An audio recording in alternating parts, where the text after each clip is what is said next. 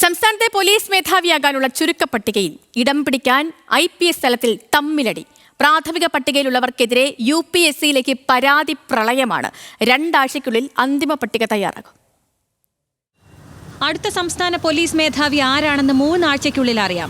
Nitin Agarwal, Ravada Chandrasekhar, Yogesh Gupta, Manoj Abraham, Suresh Raj Purohit, MR Ajith Kumar എന്നിവരുടെ പട്ടികയാണ് സംസ്ഥാനം കേന്ദ്രത്തിന് അയച്ചിരിക്കുന്നത്. UPSCയുടെ ചുരുക്കപ്പട്ടികയിൽ ഇടം പിടിക്കാൻ പലരും ചരടുവലികൾ തുടങ്ങിക്കഴിഞ്ഞു. മുന്നിലുള്ളവരെ പട്ടികയിൽ നിന്ന് ഒഴിവാക്കാൻ ആരോപണങ്ങളുടെയും പരാതികളുടെയും കെട്ടഴിക്കുകയാണ് ഉദ്യോഗസ്ഥർ. മനോജ് എബ്രഹാമിനെ പട്ടികയിലേക്ക് പരിഗണിക്കരുതെന്നാവശ്യപ്പെട്ട് സ്വകാര്യ വ്യക്തി സമർപ്പിച്ച ഹർജി നിലനിൽക്കുന്നതാണോ എന്ന് ഹൈക്കോടതി ചോദിച്ചു.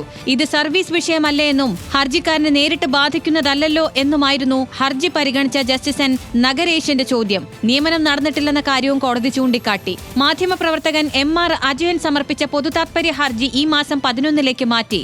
മനോജ് എബ്രഹാം DGP ആയാൽ പോലീസ് സേനയുടെ നിഷ്പക്ഷതയും വിശ്വാസ്യതയും നഷ്ടപ്പെടുമെന്നാണ് ഹർജിയിലെ ആരോപണം. മനോജ് എബ്രഹാം ഉൾപ്പെടെ പട്ടികയിലെ 3 പേരെ അയോഗ്യരാക്കിയാൽ മാത്രമേ 6ാം സ്ഥാനത്തുള്ള അജിത് കുമാറിന് സാധ്യതയുള്ളൂ. നിതിൻ അഗർവാളിനെതിരെ 3 പരാതികളാണ് UPSCക്ക് ലഭിച്ചത്. ഇതുകൂടാതെ കേന്ദ്ര ഡെപ്യൂട്ടേഷനിലുള്ള രവാഡയെയും പുരോഹിതിനെയും പരിഗണിക്കരുതെന്നാവശ്യപ്പെട്ടും അജ്ഞാത പരാതികളെത്തി. അന്തിമ പട്ടിക തയ്യാറാക്കാനുള്ള UPSC യോഗം 20-ാം തീയതിക്ക് മുൻപ് നടക്കും. UPSC ചുരുക്കപ്പട്ടികയിലെത്തുന്ന 3 പേരിൽ നിന്ന് ഒരാളെ മന്ത്രിസഭയ്ക്ക് DGP ആയി തെരഞ്ഞെടുക്കാം. ന്യൂസ് മലയാളം, തിരുവനന്തപുരം.